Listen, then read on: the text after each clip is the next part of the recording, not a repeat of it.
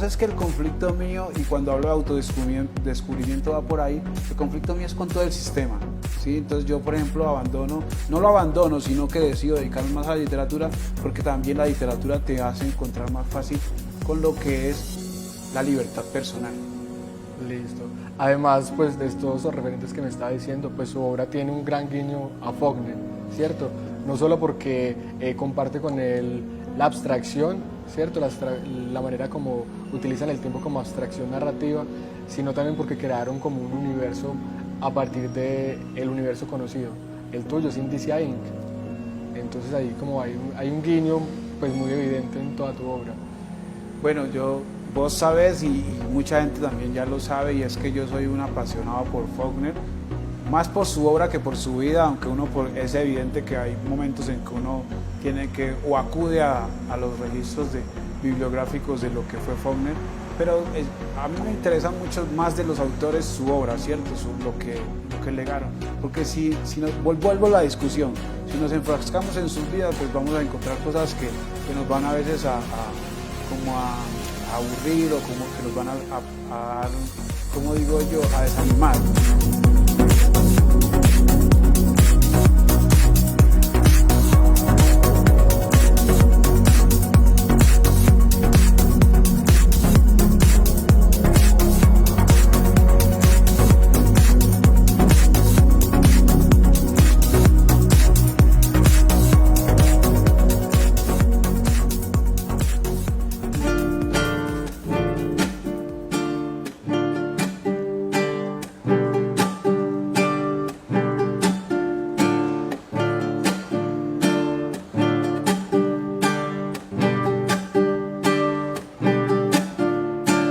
Tiene mirada mundana a causa de juventud, del cielo ha sido expulsada, su aurora es color azul.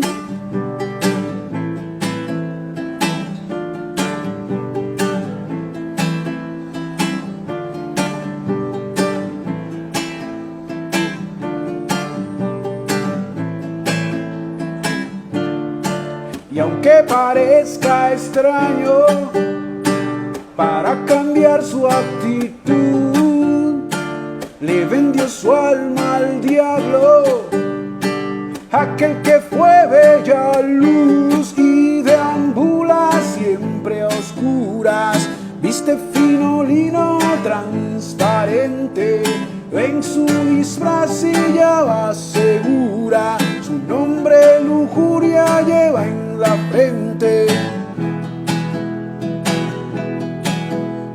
Del cielo ha venido una loca pasión,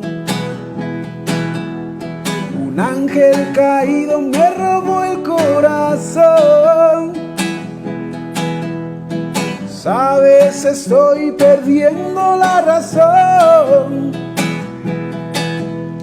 Lujuria, eres tú quien me robó el corazón.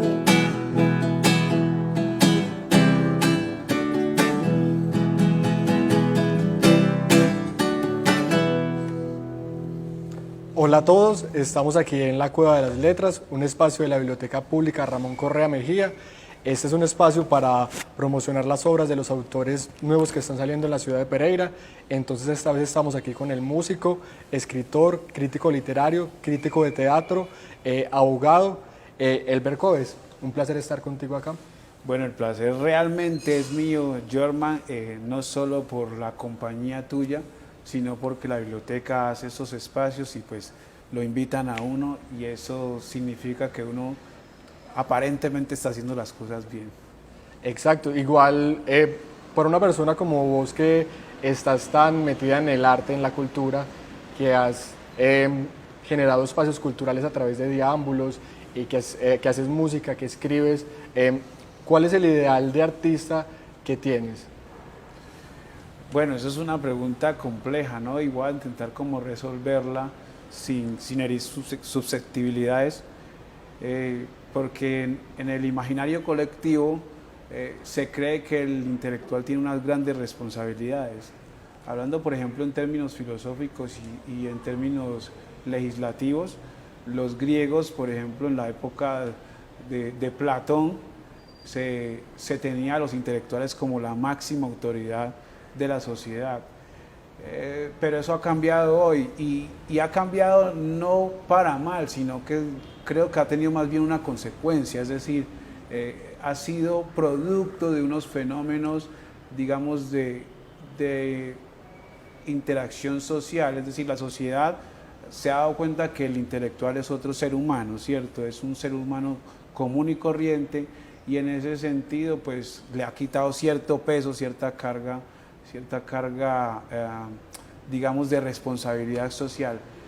Pero en últimas también creo que un intelectual que al mismo tiempo traduce pensar, que su trabajo es pensar, no más que hacer, creo que para hacer hay otros, pues los hay, digamos Marco Aurelio fue un gran pensador y al mismo tiempo un gran actor, pero la responsabilidad real del intelectual es pensar, y lo digo por la discusión que se ha presentado, digamos, ahora último sobre Foucault, y también por las responsabilidades que se le endilgan a algunos actores culturales de esta ciudad.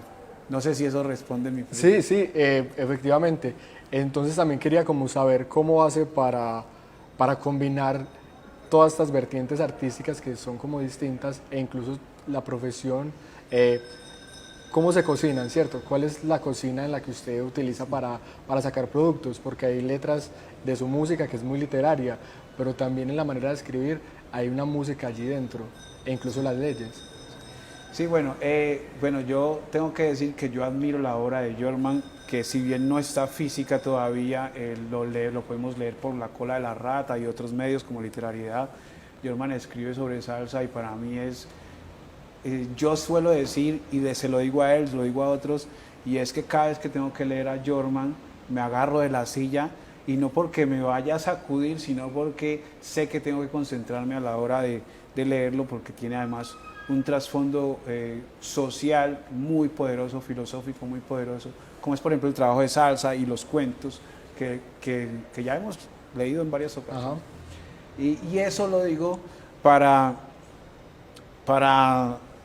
resaltar que lo que dices no es adrede, sino que tiene digamos, una raíz en las conversaciones que hemos tenido. Cómo junto yo el derecho y cómo yo junto al mismo tiempo la música. Pues es, digamos, fácil de conciliar en el sentido de que la obra, si uno ve como que la obra es uno, o sea, uno como autor es la obra, ¿no? Es decir, pienso que en últimas, o en primera instancia mejor, la literatura y la música son unas búsquedas personales, son herramientas para uno encontrarse a uno mismo, no son el fin en realidad. Entonces, cosa que si lo comparo con el derecho, es distinto, ¿cierto? Es decir, podría decirse que el derecho en mi caso es como una novia de esas tóxicas de colegio, ¿cierto? De la adolescencia, pero entonces encuentro la literatura y en la música así una amante y al mismo tiempo una esposa, ¿cierto? Listo. Entonces es como lo que decía Chejo, que tenía la medicina como esposa y la literatura como amante. Correcto. Mira, yo me identifico un poco con Gabo solo en esto, no me identifico en nada más con Gabo, pero sí me identifico en esto, y es que Gabo estudió Derecho y lo dejó abandonado a media carrera, más o menos es así, pero también el hecho de que yo, por ejemplo, a mí me cuesta sanar un poco el arquetipo del padre en mi psique, ¿cierto? Es algo que he tenido que trabajar porque tengo problemas con la autoridad. Y creo que Gabo en cierta forma tenía eso. ¿Y cómo lo sana uno? Pues a través de la escritura. Bueno, esas son las herramientas que tengo yo y supongo que esas son las herramientas que tuvo Gabriel García Márquez. Ya me hiciste acordar a Kafka con su Carta al Padre, que también bueno, es una obra también que él también era un funcionario. También, ¿no? También, de hecho, muchos de los cuentos de Kafka tienen que ver con la ley, con la sanación de su familia y también con su relación con las leyes en términos de que la ley es el sistema. La ley establece los límites de acción del sistema, tanto lo ético y a veces incluso lo moral, ¿no?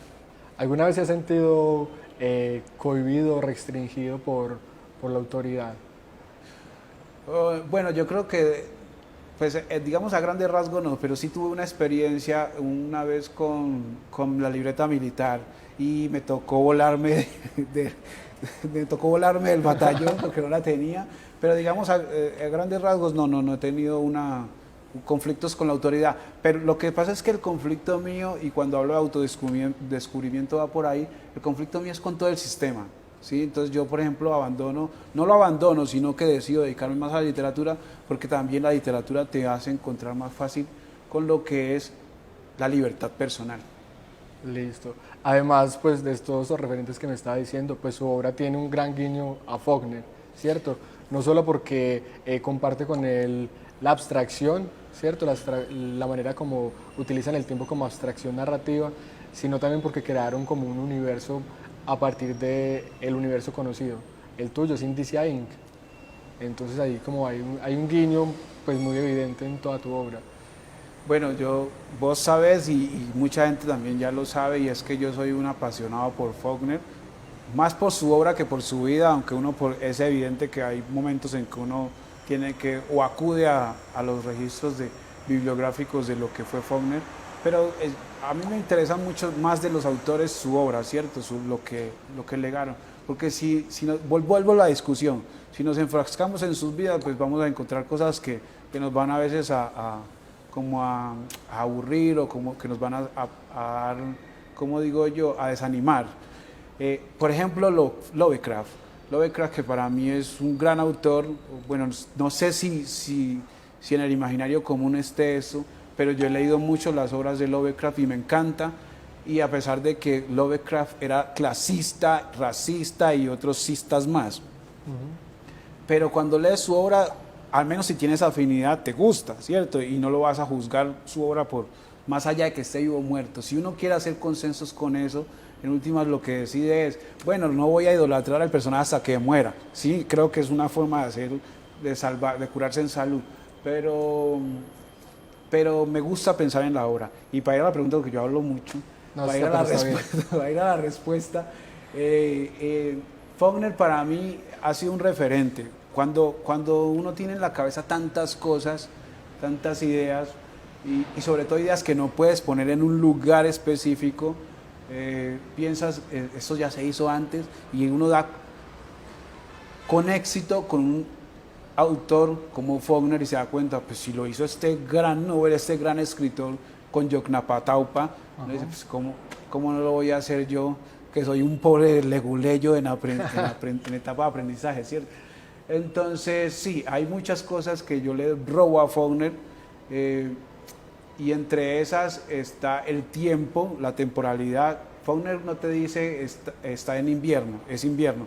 Faulkner te dice el pantano, el barro estaba empantanado, ¿cierto? Había mucho lodazal. Faulkner no te dice son las 7 de la mañana, sino que te ubica la sombra en un ángulo de la casa. Y esas características de la obra de él, que son impresionistas, creo que son el sello de la literatura de hoy, que es el mostrar y no decir, ¿cierto? Uno puede decir, pero que la obra se base más en mostrar, y creo que Faulkner, con el fluido de la conciencia, que es otro truco que él, digamos, desarrolla mucho más que otros autores antes de él, con esto él lo que hace es darnos muchos matices o formas o herramientas para nosotros poder escribir y llevar la literatura un poquito más lejos. Hay algo que yo pienso, por ejemplo, mucho en el tema por ejemplo, en El ruido y la furia. Hay un momento donde Quentin dice, papá me dio un reloj. Y el papá le decía, Quentin, te lo entrego te entrego el mausoleo de toda esperanza y deseo. No para que domes el tiempo, ni para que lo recuerdes, sino para que por ratos lo olvides. No pelees con él, no pelees con él, ni siquiera hay que pelear con él. Es decir, ninguna batalla se gana. No, pero lo tenés súper claro, porque sí, recuerdo muy bien esa parte del libro. Sí, ¿viste? Ninguna batalla se gana, solo gana la batalla bueno. No, pero ahí se entiende que lo que se está queriendo decir es que es un abstracto que nos... No podemos pelear con el tiempo, ¿sí? Que no hay que pelear con el tiempo y más bien aceptar que es superior a nosotros, ¿cierto? Igual decías algo que me parece muy interesante porque creo que también lo tienen los dos, que es el esconder, ¿cierto? Esa manía como por el esconder y los dos lo utilizan de una manera diferente. Quizás en tu obra, pienso en Florida Killer, es más haciendo los acertijos, ¿cierto? Como que yo tengo la respuesta, pero les voy a hacer una narración para que ustedes se encaminen sobre un laberinto y miren a ver si logran dar con la respuesta. Ahí está. Entonces... Sí, bueno, mira que eso, yo creería que eso, pues hay algo que también no puedo negar y es la lectura anglosajona, es decir, los victorianos de los que hablamos ahorita. Wilde, Conan Doyle, Stevenson, especialmente Stevenson. Yo creo que toda Florida Killer está premiada por Stevenson. Y ellos tienen eso, ellos tienen esos elementos.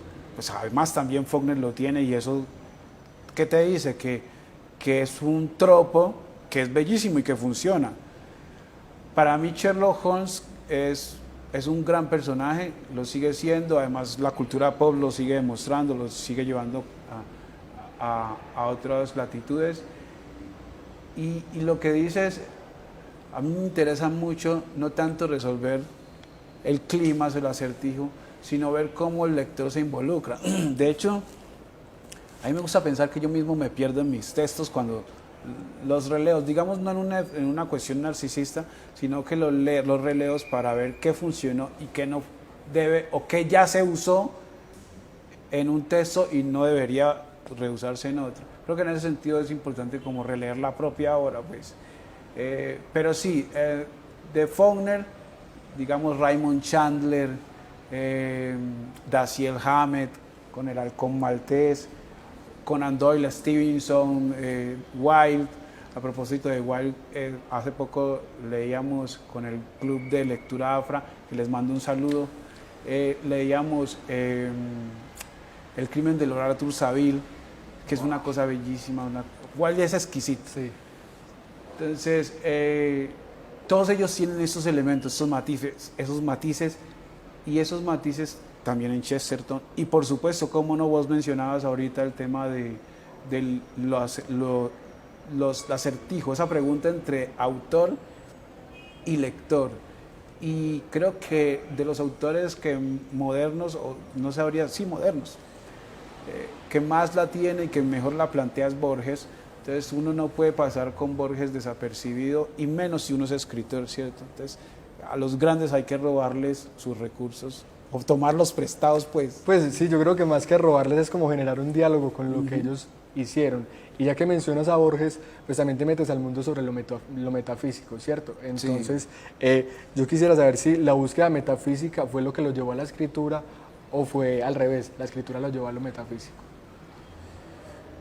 Bueno, yo creo que es difícil uno decir que uno viene al mundo hecho metafísico, ¿cierto? Lo que pasa es que escribir exige un ejercicio de pensamiento que a veces uno no le pone límites. Yo pienso mucho en Giordano Bruno. Giordano Bruno es un tipo que permaneció encarcelado más o menos 30 años, más o menos, me perdonarán el dato ahí. Y eso no lo detuvo en su imaginación activa, lo que Bachelard llama ensoñación poética, yo lo llamo imaginación activa, y eso es, creo que la base de toda creación artística, por no decir literaria en el caso de nosotros. Y en ese sentido, por ejemplo, Giordano Bruno tenía algo, y es que Giordano Bruno, algunos textos biográficos y también sus propios textos esbozan que hacía viajes astrales, ¿sí? Entonces uno piensa en eso y uno dice, bueno, no todo el mundo nace con esa cualidad mística. Yo no estoy diciendo que yo haga viajes astrales, ojalá pudiera hacerlos, pero creo que la literatura, y tanto pensar la literatura y tanto pensar activamente la imaginación, va llevándolo a uno sin límites, y eso es, por eso cito a Bruno, porque a Bruno le decían, el límite es la bóveda celeste. Bueno, entonces, pues también para que la gente conozca la obra, la manera de escribir, tu pluma, pues sería interesante que nos leas un fragmento de Florida Killer. Bueno, este libro, no sé si vale la cuña decir de qué editorial es. Este lo editamos en 2019 con Clepsidra Editores. Contiene 2 relatos largos, noveletas prácticamente.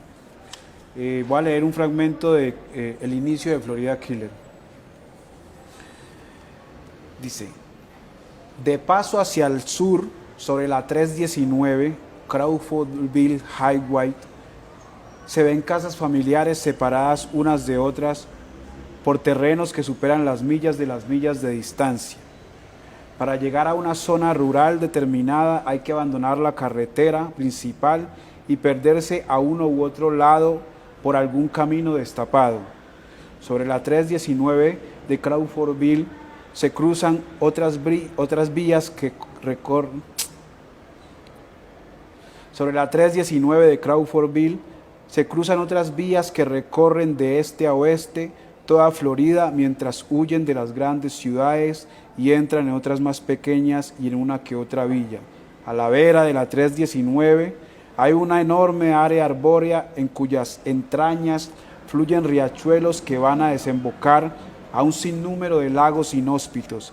Más al sur, también a la vera de la 319, se encuentra el Eagle Nest Lake y un poco más adelante la entrada Millender Drive. Un sendero desnudo y un letrero la anuncian. Por esa estrecha ruta de polvo pajizo se llega a un pueblo católico cuya población nunca aumenta ni disminuye, que siempre se ha mantenido oculto, a escasos metros del pequeño Ellen Lake. Hacia allá fui yo, en dirección a Millender Valley.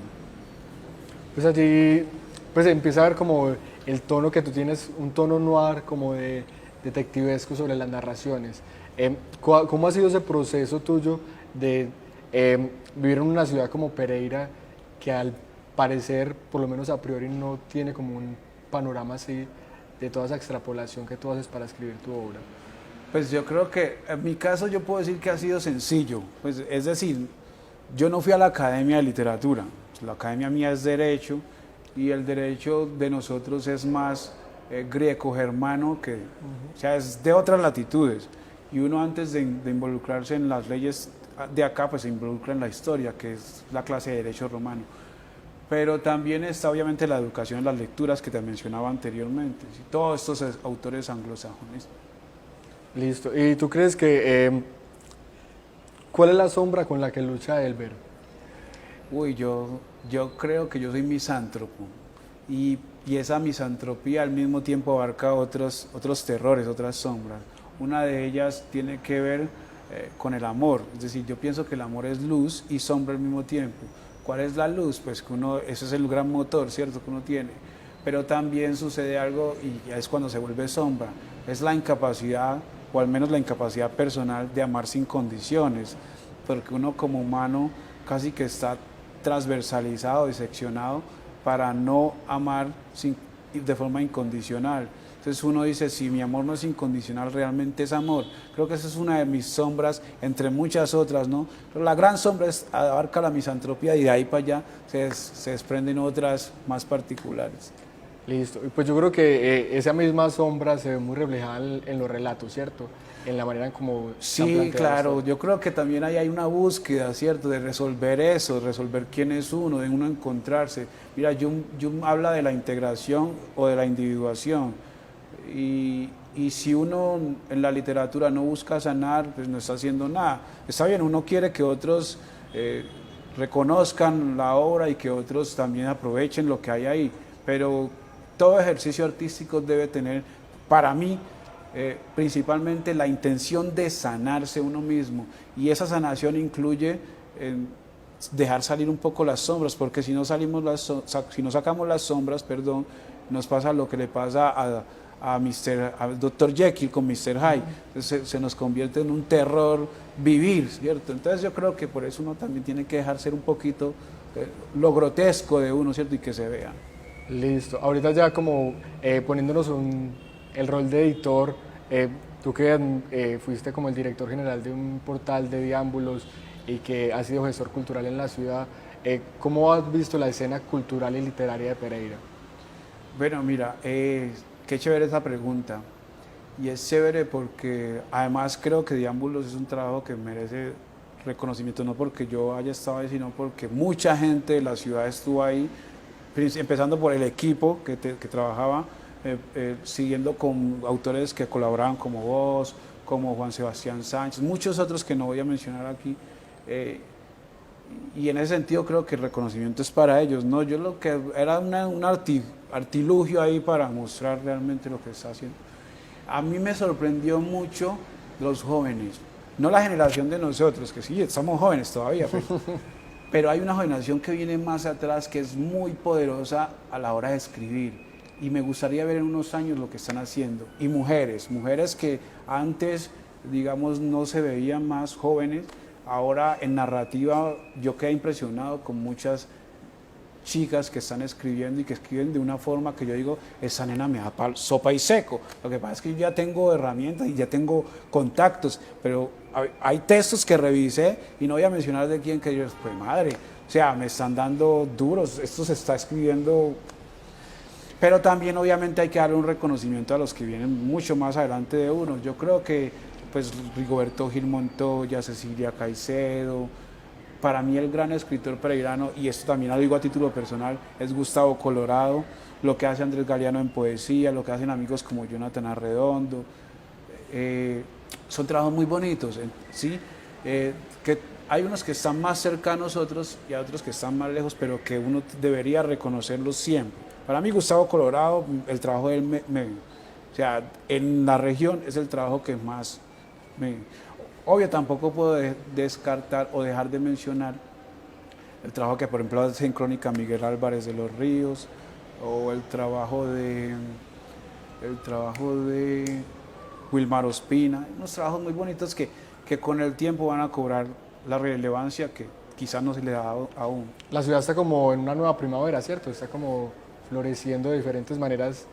¿O cómo lo ves vos? Bueno, a mí me gusta pensar en eso, pues uno por ser optimista, pero también hay unos demonios ahí que hay que sanar, ¿cierto? Y la ciudad, y lo voy a decir aquí porque es importante, la ciudad tiene un problema y es que no ayuda a sus coetáneos. Es decir, somos rivales de nosotros como escritores. Entonces, los escritores le tiramos a los editores y los editores le tiramos a los escritores y los escritores le tiran a los escritores, y así se va en una masa que no lleva a nada. Cuando yo creo que deberíamos es cómo sumamos, ¿cierto? Cómo nos ponemos en el panorama no nacional, ¿qué va nacional? La literatura colombiana es mala. O sea, la literatura latinoamericana, ponernos todos en el mapa de la literatura latinoamericana, porque es que Latinoamérica, y yo lo digo en el nuevo libro de Fallidos, la literatura latinoamericana es muy rica y si uno la unifica, uno encuentra que está hablando de todos nosotros y tiene unos puntos en comunes desde Argentina hasta México que son bellísimos y que ojalá uno pudiera darles un trabajo sociopsicológico, ¿cierto? Listo, ya que estabas mencionando el libro de Fallidos, sé que tienes como un nuevo libro de cuentos también, creo que son 5 relatos donde expandes tu universo, ¿cierto? El universo de Indicia Inc. Está en preventa, si alguien lo quiere conseguir, ¿a dónde se puede comunicar? ¿Cuál es el proceso? Sí, bueno, yo lo estoy vendiendo directamente en preventa. Cuando esté el libro listo, ya que va más o menos a principios de mayo, ya lo vendemos tanto la editorial como yo, ¿cierto? Eso fue a través de un concurso, entonces no hay una especie de contrato de ventas, no, a mí me toca hacer, como a todo buen colombiano, nos toca hacer de empresarios y de escritores, pero es lindo porque además uno descansa un poco de escribir, ¿cierto? Y eso también es bonito, es decir, el escritor también debe dejarse ese lugar de tanta estética, de yo soy intocable, al Oscar Wilde, como mencionábamos, de dandy, ¿no? No, hay que trabajar, y trabajar también significa, pues, si no vendes su obra, ¿quién más la va a vender por ti, cierto? Este trabajo de Indicia Inc. a mí me encanta, a mí siempre me ha encantado Indicia Inc. Indicia Inc. ha sido para mí casi que el trabajo de mi vida, y yo uso otros libros, como los cuentos, por ejemplo, de Felipe, otros trabajos para mantenerme en el ejercicio, pero creo que en últimas Indicia Inc. es como lo que realmente me está revelando como autor y me revela también como persona. porque en las mismas búsquedas, en ese tercer plano, que es el plano psicológico, que tienen los personajes que son Jonathan Rice y Valentina Cohen, son las mismas búsquedas que en últimas tengo yo como autor, ¿cierto? Listo, pues ya saben, los que se quieran adquirir el libro en preventa, se pueden comunicar con Elber Coes, así como aparece allí, lo pueden buscar en redes sociales para que lo tengan. Y pues yo creo que ya es el momento como de ir cerrando, entonces obviamente agradecerle a la biblioteca por el espacio, a Cueva de Letras, y pues yo creo que sería muy interesante, ya que empezamos con música, cerrar también con música, entonces, ¿qué Claro tal que allí sí. una última canción? Bueno, yo voy a tocar y ustedes van cerrando como... Esa canción, bueno, la canción que toqué al principio se llamaba Lujuria, es de Ritos. Y esta es, también la tocamos en Ritos, se llama Apocalipsis.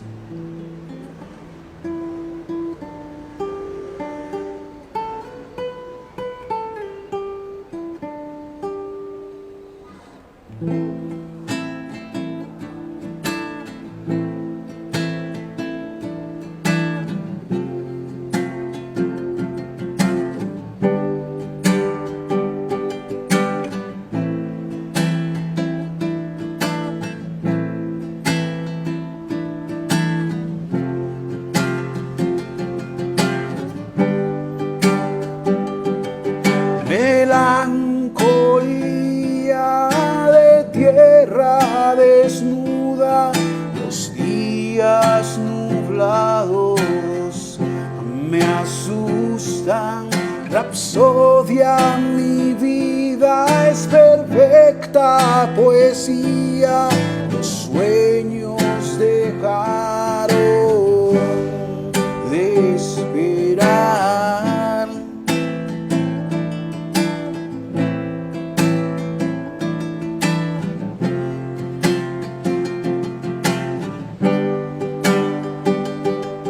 Misantropía en tardes calladas, los dioses me quieren comprar.